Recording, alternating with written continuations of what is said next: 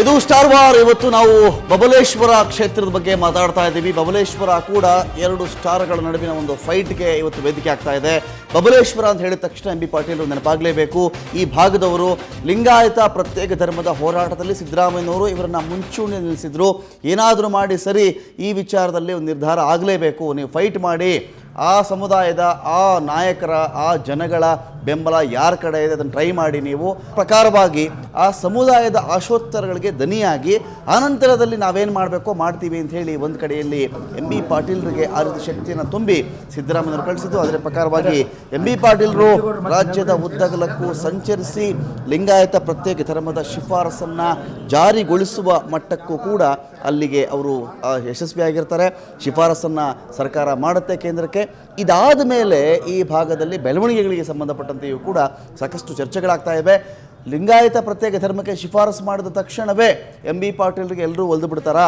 ವಿಜುಗೌಡ ಪಾಟೀಲ್ ಬಿಜೆಪಿಯ ಅಭ್ಯರ್ಥಿ ಈ ಭಾಗದಲ್ಲಿ ಹಿಂದೆ JDSನಲ್ಲಿದ್ದರು, ಸೋಲನ್ನು ಕೂಡ ಕಂಡಿದ್ದಾರೆ. ಒಂದು ಕಡೆ ಅನುಕಂಪ ಇದೆ. ಇನ್ನು ಇಲ್ಲಿ ಪಂಚಪೀಠಗಳು ವರ್ಸಸ್ ಲಿಂಗಾಯತ ಅನ್ನೋ ವಿಚಾರ ಒಂದು ಕಡೆ ಇದ್ದರೆ, ವಿಜುಗೌಡರು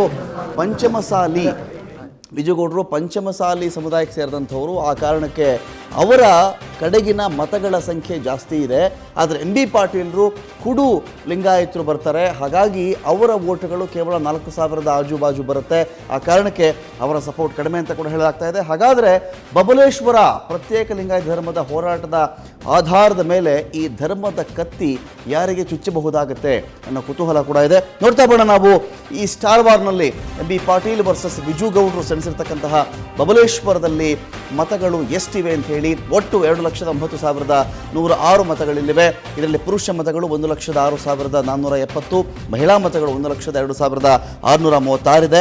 ಈ ಕ್ಷೇತ್ರದಲ್ಲಿ ಅತ್ಯಂತ ಹೆಚ್ಚಿನ ಮಟ್ಟದಲ್ಲಿ ಧರ್ಮದ ವಿಚಾರಕ್ಕೆ ಸಂಬಂಧಪಟ್ಟಂತೆ ಒಂದು ನಿರ್ಣಯ ಈ ಚುನಾವಣೆಯಲ್ಲಿ ಆಗಬಹುದಾಗತ್ತಾ ಅನ್ನೋ ವಿಚಾರ ಬಂದಿದ್ದರೆ, ಅಭಿವೃದ್ಧಿ ವಿಚಾರದಲ್ಲಿ ಕೆಲ ಅಭಿವೃದ್ಧಿ ಕೆಲಸಗಳನ್ನು ಎಂ ಬಿ ಪಾಟೀಲರು ಇಲ್ಲಿ ಮಾಡಿದ್ದಾರೆ. ವಿಶೇಷವಾಗಿ ಕೆಲವು ನಾಲೆಗಳು ಬಂದಿವೆ. ಆದರೆ ನಾಲೆಗಳಿಂದ ನಿಮ್ಮ ಹೊಲಕ್ಕೂ ನೀರು ಬರಬೇಕು ಅಂದರೆ ನೀವು ನನಗೆ ವೋಟ್ ಮಾಡಿ ಅಂತ ಕೂಡ ಕೇಳಿದ್ದಾರೆ.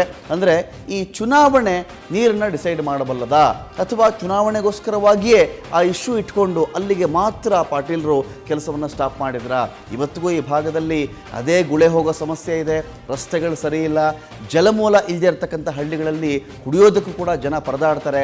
ಇಂಥ ಸಚಿವರಿದ್ದುಕೊಂಡು, ನೀರಾವರಿ ಮಿನಿಸ್ಟರ್ ಆಗಿದ್ದುಕೊಂಡು ಈ ಭಾಗದಲ್ಲಿ ನೀರಾವರಿಗೆ ಇನ್ನೂ ಕೆಲಸ ಮಾಡಬಹುದಾಗಿತ್ತಲ್ವ ಅಂತ ಒಂದು ಕಡೆ ಇದೆ. ಇದರ ಮಧ್ಯದಲ್ಲಿ ಧರ್ಮ ಈ ಬಾರಿ ದೊಡ್ಡ ವಿಚಾರವಾಗಿ ಇಲ್ಲಿ ಕಾಣಿಸ್ಕೊಳ್ತಾ ಇದೆ. ಇನ್ನು ನಾವು ಜಾತಿ ಲೆಕ್ಕಾಚಾರಕ್ಕೆ ಬಂದ್ಬಿಡೋಣ. ಇದೇ ಬಬಲೇಶ್ವರದಲ್ಲಿ ಜಾತಿ ಲೆಕ್ಕಾಚಾರ ಹೇಗಿದೆ ಅಂತ ಹೇಳಿ ಇಲ್ಲಿ ವಿಶೇಷವಾಗಿ ಮೆನ್ಷನ್ ಮಾಡ್ತಾ ಇದ್ದೀನಿ. ಪಂಚಮಸಾಲಿ 25,000 ಮತಗಳಿವೆ ಲಿಂಗಾಯತರದ್ದು, ಪಂಚಮಸಾಲಿ ಲಿಂಗಾಯತರದ್ದು. ಆನಂತರದಲ್ಲಿ ನಾವು ಗಮನಿಸಬೇಕಾಗುತ್ತೆ ವೀರಶೈವ ಲಿಂಗಾಯತರದ್ದು 40,000 ಮತಗಳಿವೆ. SCಯಿಂದ 22,000 ಮತಗಳಿವೆ. ಲಂಬಾಣಿ ಸಮುದಾಯದ 17,000 ಮತಗಳಿವೆ. ಕುರುಬ ಸಮುದಾಯದ 28,000 ಮತಗಳಿವೆ.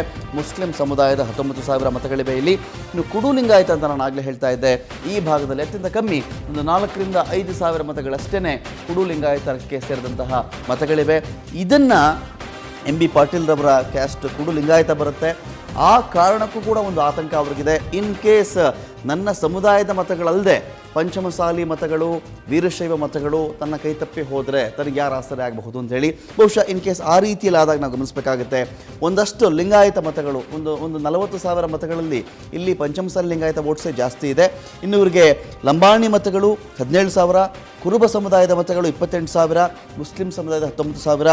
ಈ ಮತಗಳೇ ಇವರನ್ನ ಕೈ ಹಿಡಿಯಬೇಕಾಗತ್ತಾ? ಅಹಿಂದ ವೋಟ್ಗಳನ್ನೇ ಹೆಚ್ಚಾಗಿ ಇದೇ ಎಂ ಬಿ ಪಾಟೀಲರು ಆಶ್ರಯಿಸಬೇಕಾಗತ್ತಾ ಅನ್ನೋ ಒಂದು ಪ್ರಶ್ನೆ ಕೂಡ ಇದೆ. ಇದಾದಮೇಲೆ ನಾವು ಬಬಲೇಶ್ವರದಲ್ಲಿ 2013ರಲ್ಲಿ ಏನು ಫಲಿತಾಂಶ ಬಂದಿತ್ತು, ಯಾರು ಗೆದ್ದಿದ್ರು, ಹೇಗೆ ಗೆದ್ದಿದ್ರು ನೋಡ್ತಾ ಬರೋಣ ನಾವು. ಕಾಂಗ್ರೆಸ್ಸಿನ ಎಂ ಬಿ ಪಾಟೀಲ್ ಇಲ್ಲಿ ಗೆದ್ದಿರ್ತಾರೆ. 62,061 ಮತಗಳನ್ನು ಎಂ ಬಿ ಪಾಟೀಲರು ಪಡ್ಕೊಂಡಿರ್ತಾರೆ. JDSನ ವಿಜುಗೌಡ ಪಾಟೀಲ್, ಈಗ BJP ಅಭ್ಯರ್ಥಿ ಏನಿದ್ದಾರೆ ವಿಜುಗೌಡ ಪಾಟೀಲರು, ಆಗ JDSಯಿಂದ ಕಂಟೆಸ್ಟ್ ಮಾಡಿದ್ರು 2013ರಲ್ಲಿ. ಆಗ 57,706 ಮತಗಳನ್ನು ವಿಜುಗೌಡ ಪಾಟೀಲರಲ್ಲಿ ಪಡ್ಕೊಂಡಿರ್ತಾರೆ. BJPಯ MS ರುದ್ರೇಗೌಡ ಪಡೆದದ್ದು 4,067 ಮತಗಳು ಮಾತ್ರ. KJPಯ ಬಸಪ್ಪ S ಹುನವಾಡ 2646 ಮತಗಳನ್ನು ಪಡ್ಕೊಂಡಿರ್ತಾರೆ. ಆದರೆ ಎಲ್ಲರೂ ವಿಶ್ಲೇಷಣೆ ಮಾಡ್ತಕ್ಕಂಥದ್ದು ಏನು ವಿಜುಗೌಡ ಪಾಟೀಲರು ಸೋತಿದ್ರು ಹೆಚ್ಚು ಕಡಿಮೆ ಒಂದು 5-6 ಸಾವಿರ ಮತಗಳ ಅಂತರದ ಒಂದು ಸೋಲೇನಾಗಿತ್ತು, ಈ ಸೋಲಿನ ಅಂತರ ಇದು BJP KJP ನೋಡಿ, BJPಯಲ್ಲಿ 4067 ಮತಗಳನ್ನು ಪಡ್ಕೊಂಡಿದ್ರೆ KJP 2646 ಮತಗಳನ್ನು ಇಲ್ಲಿ ಪಡ್ಕೊಂಡಿವೆ. ಜೊತೆಗೆ ಈ ಎರಡು ಮತಗಳನ್ನು ಸೇರಿಸ್ಕೊಂಡ್ರೆ ಈಗ ಇದೇ ವಿಜುಗೌಡ ಪಾಟೀಲರು JDS ಇಂದ BJP ಬಂದಿದ್ದಾರೆ. ಅವರು ಆಲ್ರೆಡಿ ಆಗ 57,706 ಮತಗಳನ್ನು ಪಡ್ಕೊಂಡಿದ್ರು. ಬಹುಶಃ ಇಷ್ಟು ಮತಗಳನ್ನು ಸೇರಿಸಿದ್ರೆ ಅದು MB ಪಾಟೀಲ್ನ ಸೋಲಿಸಲಿಕ್ಕೆ ಸಾಕಾಗುತ್ತೆ. ಆದರೆ ಕ್ಯಾಂಡಿಡೇಟ್ ಇಲ್ಲಿ ಬದಲಾಗಿದ್ದಾರೆ, ಪಕ್ಷ ಕೂಡ ಅವರು ಬದಲಾಯಿಸಿದ್ದಾರೆ. ಆ ಕಾರಣಕ್ಕೆ ಎಲ್ಲೋ ಒಂದು ಕಡೆ ಇಲ್ಲಿ ಪಾರ್ಟಿ ನೋಡಿ ವೋಟ್ ಮಾಡ್ತಾರಾ, ಕ್ಯಾಂಡಿಡೇಟ್ ನೋಡಿ ವೋಟ್ ಮಾಡ್ತಾರಾ, ಇದು ಕೂಡ ಅಷ್ಟೇ ಮುಖ್ಯವಾದಂಥ ಒಂದು ವಿಚಾರವಾಗುತ್ತೆ. ಇನ್ನು 2013 ಬಬಲೇಶ್ವರ ಫಲಿತಾಂಶದ ನಂತರವಾಗಿ ಈ 5 ವರ್ಷಗಳಲ್ಲಿ ಏನೆಲ್ಲ ಬೆಳವಣಿಗೆ ಆಗ್ತಾ ಬರ್ತಾ ಇದೆ. ಸಚಿವರಾಗಿ MB ಪಾಟೀಲರು ಬಡ್ತಿ ಪಡಿತಾರೆ, ರಾಜ್ಯ ಮಟ್ಟದ ನಾಯಕರಾಗಿ ಗುರುತಿಸ್ಕೊಳ್ತಾರೆ. ಒಂದು ಮಹತ್ವದ ಬೆಳವಣಿಗೆ. ಯಾಕಂತ ಹೇಳಿದ್ರೆ ರಾಜ್ಯ ಮಟ್ಟದ ನಾಯಕರಾದ ಮೇಲೆ ಸಹಜವಾಗಿ ಬಬಲೇಶ್ವರದ ಜನರಿಗೆ ನಮ್ಮ ಭಾಗದ ದೊಡ್ಡ ನಾಯಕರಪ್ಪ ಇವರು, ನೀರಾವರಿಗೆ ಮಿನಿಸ್ಟರ್ ಆದ್ರೆ ಇವರು ಅನ್ನೋ ಒಂದು ಅಭಿಮಾನ ಕೂಡ ಇರುತ್ತೆ. ಲಿಂಗಾಯತ ಧರ್ಮದ ಹೋರಾಟದ ಕಾರಣದಿಂದಾಗಿ ಆ ಸಮುದಾಯದ ಮಟ್ಟಕ್ಕೂ ಕೂಡ ದೊಡ್ಡ ನಾಯಕರಾಗಿ ಬಿಂಬಿಸಲ್ಪಡ್ತಾರೆ. ಇನ್ನು MB ಪಾಟೀಲ್ ಅವರೀಗ BS ಯಡಿಯೂರಪ್ಪನವರ ಕೆಂಗಣ್ಣಿಗೂ ಗುರಿಯಾಗಿದ್ದಾರೆ. ಯಾವ ವಿಚಾರದಲ್ಲಿ ಲಿಂಗಾಯತ ಪ್ರತ್ಯೇಕ ಧರ್ಮ ಆಗಬಾರದು ಅನ್ನೋದು ಯಡಿಯೂರಪ್ಪನವರ ನಿಲುವಿತ್ತು. ಆದರೆ MB ಪಾಟೀಲರು ಮತ್ತು ಅವರ ಕ್ಯಾಬಿನೆಟ್ನ ಉಳಿದಿರ್ತಕ್ಕಂಥ ಇನ್ನೂ 4 ಜನ ಆಗಲೇಬೇಕು ಅಂಥೇಳಿ ಪಟ್ಟು ಹಿಡಿದು ಈ ಶಿಫಾರಸನ್ನು ಮಾಡಿಸಿರ್ತಾರೆ. ಈ ಕಾರಣಕ್ಕೆ ನಾವು ಮಾತನಾಡೋದಾದರೆ ಅದು ಯಡಿಯೂರಪ್ಪನವರ ಕೋಪಕ್ಕೆ ಒಂದು ಕಾರಣ ಕೂಡ ಆಗಿತ್ತು. ಇನ್ನು CM ಸಿದ್ದರಾಮಯ್ಯ ಅವ್ರಿಗೂ ಕೂಡ ಆಪ್ತರಾಗಿ MB ಪಾಟೀಲ್ ಈಗಾಗಲೇ ಗುರುತಿಸ್ಕೊಂಡಿದ್ದಾರೆ. ಎಡಬಲದಲ್ಲಿರ್ತಾರೆ. ಒಂದು ಮಹದೇವಪ್ಪನವರು, ಇನ್ನೊಂದು MB ಪಾಟೀಲರು ಯಾವಾಗಲೂ ಸಿದ್ದರಾಮಯ್ಯನವರ ಎಡಬಲದಲ್ಲಿರ್ತಾರೆ. ಹೇಳಿದಂಥ ಕೆಲಸಗಳನ್ನು ಅಚ್ಚುಕಟ್ಟಾಗಿ ಮಾಡಿಕೊಂಡು ಬರ್ತಾರೆ. ಆ ಕಾರಣಕ್ಕೆ ಪ್ರಬಲವಾಗಿ ಗುರುತಿಸ್ಕೊಳ್ತಾರೆ MB ಪಾಟೀಲರು ಸಿದ್ದರಾಮಯ್ಯ ಅವರ ಜೊತೆಯಲ್ಲಿ. ಇದೇ ಕಾರಣಕ್ಕೆ ಬಬಲೇಶ್ವರ ಕ್ಷೇತ್ರದಲ್ಲಿ BJP ಮತ್ತು JDS ಇಬ್ಬರು ಕೂಡ ಹೆಚ್ಚಿನ ಆಸಕ್ತಿಯನ್ನು ಈ ಭಾಗದಲ್ಲಿ ಹೊಂದಿದ್ದಾರೆ.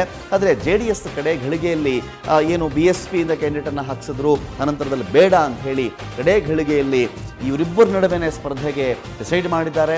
ಕೆಲವರು ಮಾತಾಡ್ತಾರೆ ಈ ರೀತಿ JDS ಅಭ್ಯರ್ಥಿ ಹಾಕದೇ ಇರೋದು ಒಂದು ಆ್ಯಂಗಲ್ನಲ್ಲಿ ಅದು ಕಾಂಗ್ರೆಸ್ ಹೆಲ್ಪ್ ಆಗುತ್ತೆ ಅಂತ ಹೇಳಿ. ಇನ್ನು ಕೆಲವರು ಮಾತನಾಡ್ತಾರೆ ಇಲ್ಲ, ಕಾಂಗ್ರೆಸ್ ಹೆಲ್ಪ್ ಆಗಲ್ಲ, ಅದು ಇಂಡೈರೆಕ್ಟ್ಲಿ ಅದು BJP ಅಭ್ಯರ್ಥಿ ವಿಜುಗೌಡ ಪಾಟೀಲರಿಗೆ ಹೆಲ್ಪ್ ಆಗುತ್ತೆ ಅಂತೇಳಿ. ವಿಜುಗೌಡ ಪಾಟೀಲರು ಬೇರೆ ಯಾರೂ ಅಲ್ಲ, ಬಸವನ ಬಾಗೇವಾಡಿಯ ಶಿವಾನಂದ ಪಾಟೀಲರ ಸಹೋದರ ಕೂಡ ಇವರಬಹುದು. 2 ಬಾರಿ ಸೋತಿದ್ದಾರೆ. ಅನುಕಂಪ ಕೂಡ ಇವ್ರ ಮೇಲೆ ಇರಬಹುದಾಗುತ್ತೆ ಅನ್ನೋದು ಕೂಡ ಒಂದು ಲೆಕ್ಕಾಚಾರ ಇದೆ. ಇನ್ನು ಸ್ಥಳೀಯ ಮಟ್ಟದಲ್ಲಿ ಈ ಲೋಕಲ್ ಬಾಡಿ ಎಲೆಕ್ಷನ್ಸ್ನಲ್ಲಿ ಏನಾಗಿದೆ ಬಬಲೇಶ್ವರದಲ್ಲಿ, ಈ ಪ್ರಕಾರವಾಗಿ ಯಾರಿಗೆ ಹೆಲ್ಪ್ ಆಗಬಹುದು ಆ ಕಡೆ ಕೂಡ ಗಮನ ಕೊಡ್ತಾ ಬರೋಣ ನಾವು. ಬಬಲೇಶ್ವರದಲ್ಲಿ ಒಟ್ಟು 7 ಜಿಲ್ಲಾ ಪಂಚಾಯತ್ ಕ್ಷೇತ್ರಗಳಿವೆ.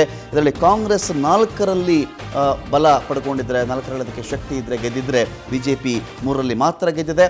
48 ತಾಲೂಕು ಪಂಚಾಯತ್ ಕ್ಷೇತ್ರಗಳಲ್ಲಿ ಕಾಂಗ್ರೆಸ್ 26ರಲ್ಲಿ ತನ್ನ ಆಧಿಪತ್ಯವನ್ನು ಹೊಂದಿದರೆ, ಇದೇ 48 ತಾಲೂಕು ಪಂಚಾಯತ್ ಕ್ಷೇತ್ರಗಳಲ್ಲಿ BJP 22ರಲ್ಲಿ ತನ್ನ ಆಧಿಪತ್ಯವನ್ನು ಇಲ್ಲಿ ಸ್ಥಾಪಿಸಿದೆ. ಆ ಕಾರಣಕ್ಕಾಗಿ ಒಂದು ಹಿಡಿ ಆಡಳಿತಾರೂಢ ಪಕ್ಷದ ಕಾಂಗ್ರೆಸ್ ಪರವಾಗಿಯೇ ಈ ಭಾಗದಲ್ಲಿ ಸ್ವಲ್ಪ ಮಟ್ಟದ ಒಂದು ಮೇಲುಗೈ ಇರೋದು ನಾವು ನೋಡ್ತಾ ಬರ್ತಾ ಇದ್ದೀವಿ. ಇನ್ನು ನಾವು ಮುಂದಿನ ಭಾಗದಲ್ಲಿ ಗಮನಿಸಬೇಕಾಗುತ್ತೆ, ಬಬಲೇಶ್ವರದಲ್ಲಿ MB ಪಾಟೀಲ್ ಅವರ ಪ್ಲಸ್ ಮತ್ತು ಮೈನಸ್ ಏನಿರಬಹುದಾಗುತ್ತೆ, ಇದು ಕೂಡ ಒಂದು ಅತಿ ಮುಖ್ಯವಾಗಿರ್ತಕ್ಕಂಥ ವಿಚಾರ ಆಗುತ್ತೆ. ಲೋಕಲ್ ಬಾಡಿ ಎಲೆಕ್ಷನ್ ನಾನು ಹೇಳ್ತಾ ಇದ್ದೆ, ಈಗಾಗಲೇ ಕಾಂಗ್ರೆಸ್ 4ರಲ್ಲಿ BJP 3ರಲ್ಲಿ ಜಿಲ್ಲಾ ಪಂಚಾಯತ್ನಲ್ಲಿ ಪ್ರಾಬಲ್ಯವನ್ನು ಹೊಂದಿದೆ ಅಂತ ಹೇಳಿ. ತಾಲೂಕ್ ಪಂಚಾಯತಲ್ಲಿ ಕಾಂಗ್ರೆಸ್ 26 ಮತ್ತು BJP 22. ಹೆಚ್ಚು ಕಡಿಮೆ ಒಂದು ಹಿಡಿ ಜಾಸ್ತಿಯಿಂದ ಕಾಂಗ್ರೆಸ್ ಕನ್ಸಿಡರ್ ಮಾಡಿದ್ರು ಕೂಡ ಒಂದು ಸಮಬಲದ ಫೈಟನ್ನು ಈ ಭಾಗದಲ್ಲಿ ನೋಡಬಹುದಾಗುತ್ತೆ. ಇನ್ನು ಅಭ್ಯರ್ಥಿ ವಿಚಾರದಲ್ಲಿ ಯಾರಿಗೆ ಎಷ್ಟು ಪ್ಲಸ್ ಪಾಯಿಂಟ್ಸ್ ಇದೆ, ಎಷ್ಟು ಮೈನಸ್ ಪಾಯಿಂಟ್ಸ್ ಇದೆ, ಅದನ್ನು ಕೂಡ ನೋಡೋಣ ಸ್ಟಾರ್ ವಾರ್ನ ಮುಂದಿನ ಭಾಗದಲ್ಲಿ.